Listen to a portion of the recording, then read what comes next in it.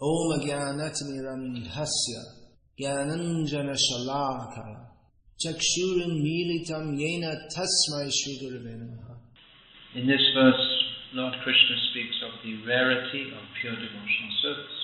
And in the purport, Srila Prabhupada elaborates on the desirability of pure devotional service.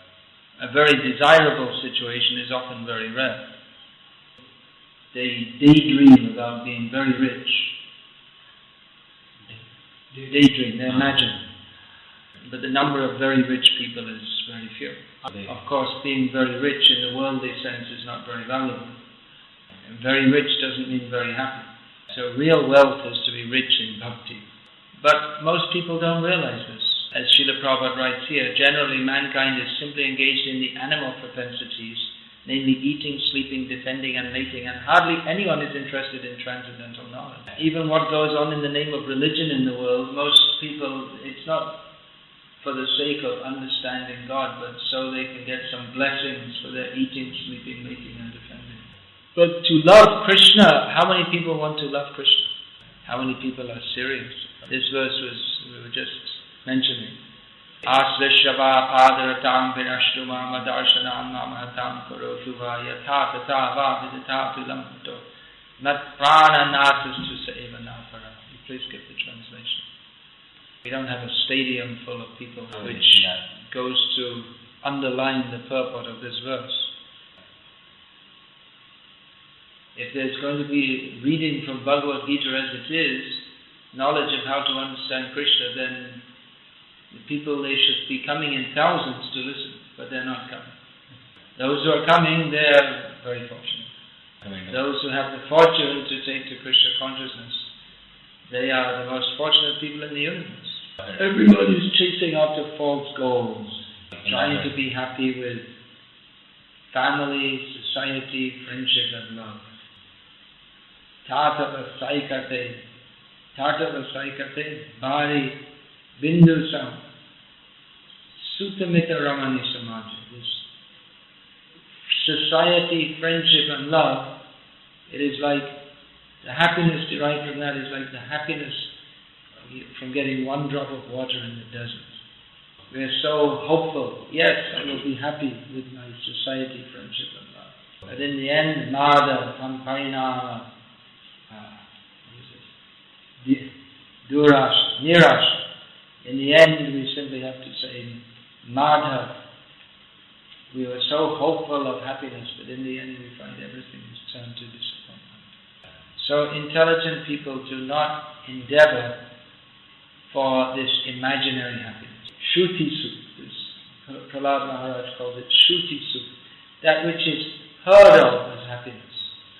We hear from others that if we have money and nice family, then we shall be happy. But we only hear of it, but we don't actually experience it because that happiness is not happiness. So really intelligent persons, they endeavor for the opportunity to serve Krishna in pure love. So those who are taken to this Krishna conscious mode, they're the most fortunate people. And if we really understand what we're doing, then we should take this opportunity very seriously. By the power of Maya, it's possible to be complacent in devotional service also. But as we were reading yesterday, those who are Mahatmas, they are Satatam Kirtayanto Mam Yatantasya Drudavrata. They're always engaged in kirtan, and they do so with great determination.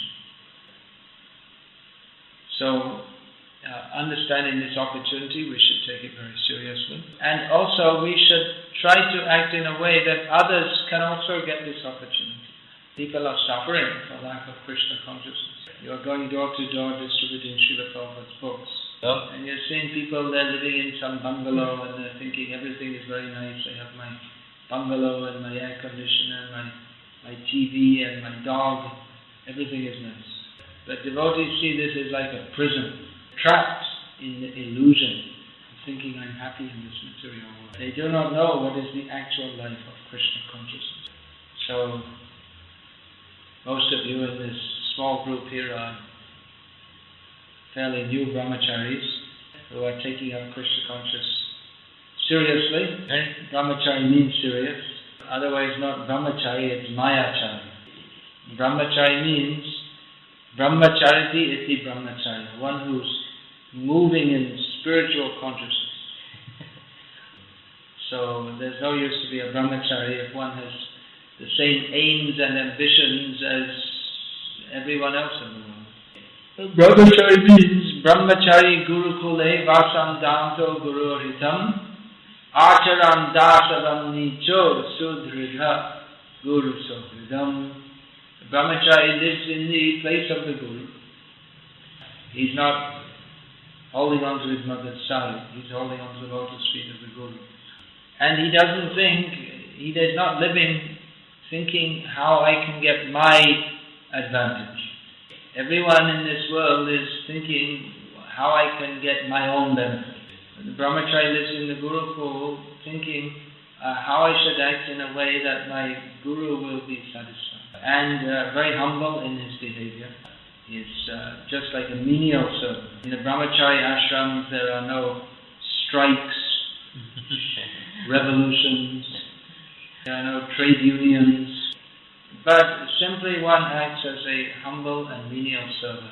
And whereas in the material world everyone is trying to promote themselves as a big shot, but in Brahmacari life one is thinking of himself as a little shot. Spiritual life means just the opposite of material life. Instead of trying to stand on everyone's head and kick on everyone's head, the devotee becomes the servant of everyone. Dasavana Acharan Nicho Sudhirda Guru Sohridam. And the Brahmacari acts in a way with very great affection for Guru. So this is the great opportunity of Brahmacari life. I've written this book on Brahmacari life because it's such a good opportunity for making spiritual advancement. As I wrote in the very beginning of the book, that non-devotees, they cannot appreciate this. They will think that, well, you're just spoiling your life. In Salem, our devotees are staying in a rented apartment. And in the adjoining apartments, there are young men, I think from Kerala or somewhere, they're just renting the apartment. And they work all day and then they come at night and they're smoking and drinking and playing this common, what's that called? Carom board. Until 2 o'clock in the morning. Every night, very important, clicking. And sometimes they bring prostitutes. So what a contrast between our devotees and them. I was telling Krishnadas, our Pujari there, Krishnadas, how you're wasting your life.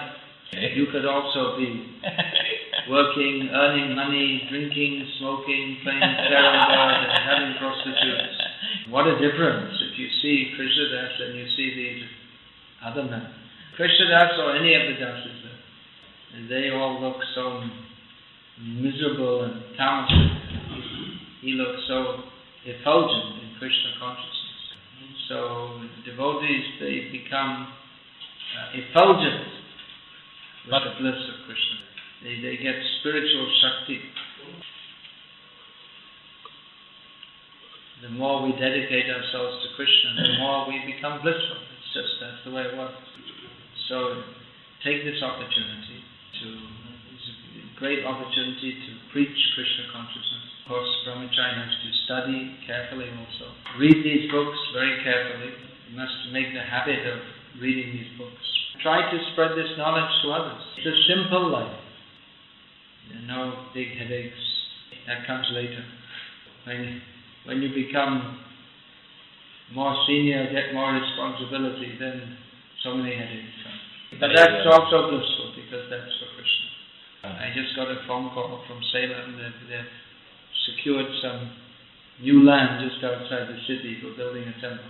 So I congratulated Gokul Chandra is telling me that you're making a contract to put yourself into anxiety for the next so many years. 5 crores, but he doesn't even have the 75,000 to make the down payment. So he's pledged himself to a life of anxiety. But that is also blissful. It's not that he's building some apartment so that he can live there and be in Maya. But he wants to build a temple for Krishna so that we can teach people how to come out of Maya. Otherwise there's no point to build a temple. There are so many temples being built. It's just people come, they see, and they go, and their life doesn't change. But our ISKCON centers, they give people knowledge and inspiration how to actually become Krishna conscious, how to actually make advancement in spiritual life. People are very anxious to go to Tirumalai for Balaji Darshan. But actually, for actual spiritual development, it's much better to come here. Actually. You may say, well, how is that? Tirumalai is famous, ancient temple. If you go there, you'll wait so long and then you'll get in a queue and you'll take 2-second darshan and that's it. There's no kirtan, there's no instruction, there's no guidance in spiritual life. So we're not saying don't go there, but this little rented house here, you'll get actually more of the substance for which temples are supposed to provide. Of course, people don't appreciate that. And that's why we have to build temples. Because people come, when there's a big fancy building and a big deity, and then people like to come. They don't, actually all these things are not required for us so much. The whole process of chanting and hearing about Krishna, we can conduct that without big temples. But just to attract the public to hear this message, such temples are required. So gradually, in due course of time, all these things should develop here also. It's always a struggle in the beginning. But the beginning time is actually the most blissful. The more struggle, the more bliss, actually. Try to do something here. Of course, Vellore is just one of many thousands of towns all over the world, but somehow or other, you've come to Krishna consciousness here, so try to help to develop something. Gradually, by Lord Chaitanya's desire, that should spread everywhere more and more. So everyone take it up with heart and soul, and you have the opportunity to become one of those rare persons who can, among thousands of men who take up Krishna consciousness. Of course, by Chaitanya Mahaprabhu's blessings, by his desire, what was formerly very rare, anyone can take it up. So try to make others fortunate by spreading Krishna consciousness. Krishna consciousness, we can spread it by preaching, also by our own personal ideal behavior and our own absorption in Krishna consciousness. If we're actually in Krishna consciousness, that itself is attractive to persons who are looking for genuine spiritual life. When devotees are seriously striving and cooperating together to spread Krishna consciousness, a very blissful atmosphere is created. So whoever comes, we want to bring them into Krishna consciousness. So that's my little message to you here this evening.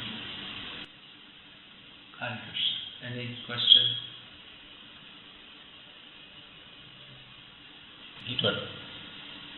He is reading Brahmacari book. He is following it. First point is some details, like in some places he said we should not wear something, some places then we should not wear chappal. We should not Not wear chappals? He is saying, like in the Brahmacari book, the Brahmacari should live as simple as possible. That I am following to the most of the extent. But in one place it is written, we have written about the traditional Brahmacari. They will not wear chappal, they will not wear shirt. That also we have to follow. Like no, we shouldn't follow. And they have to wear this belt made of metal, hold a stick. Circumstances are different in the modern age. The details are different, but the purpose is the same. He says to become ideal Brahmacari. He says anything else is there, that following the book is enough. I didn't keep any secrets. I'm not cheating you.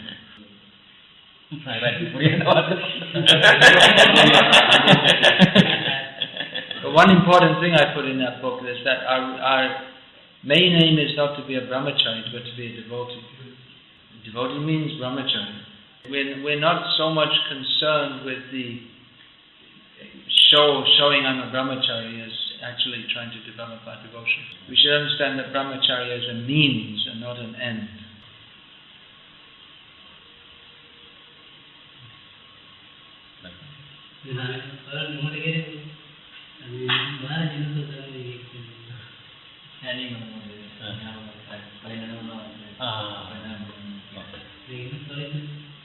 He's saying we are chanting sincerely.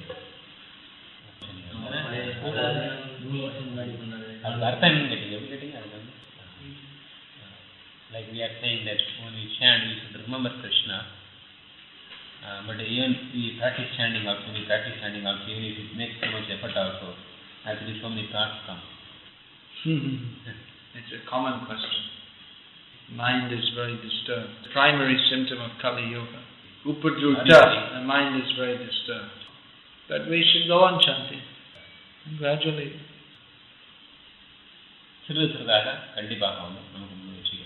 Gradually by mercy of Guru and Krishna, then our chanting will improve. You have a question? Some people are very easily for Brahmacari, so they do samskar. For some devotees, it's very easy to practice Brahmacari. No disturbance. For some it's difficult because of great samskar. So the samskar can be changed. Difficult. Let me translate the question. The whole process of bhakti is based on the understanding that by good association we can transcend our material background and come to the spiritual platform. But it may be that the samskars are very strong, but that shouldn't affect our advancement in Krishna consciousness. If one is not fit for lifetime brahmachari life, then he can get married and continue Krishna consciousness in family life, that's all. On the road, some car may be going very fast and another one more slowly, but they're both heading towards the same goal. They'll both reach there eventually. They'll both reach the same destination. So if you're not practiced to drive fast, then you can drive slowly. And driving slowly, in some ways, that's safer also. So we have to see what's suitable for each person. Generally, of course, the householder life means so much absorption in things which have got nothing to do with Krishna consciousness. If one has the opportunity to practice Brahmacari life, then it's a very wonderful opportunity to quickly make progress in Krishna consciousness.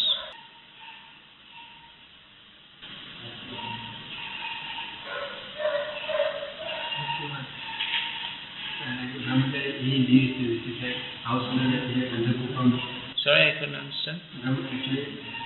Brahmacari is householder life is like Andhakupam. Brahmacari doesn't say that, Shastra says that. It means he is in Shastra. So he doesn't change. Well, it's Andha if the Grihastha is Andha. Bhakti Thakur wasn't in a blind well.